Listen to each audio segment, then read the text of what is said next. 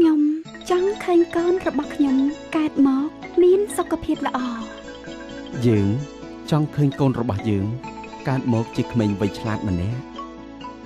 យើងចង់ឃើញកូនរបស់យើងក្លាយជាក្មេងដ៏ស្អាតម្នាក់យើង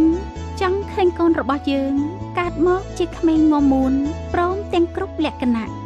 ហេតុនេះទើបយើងទៅមណ្ឌលសុខភាពដើម្បីពិនិត្យផ្ទៃពោះពីព្រោះយើងទាំងអស់មានបំណងប្រាថ្នាដូចគ្នាចុះអ្នកវិញ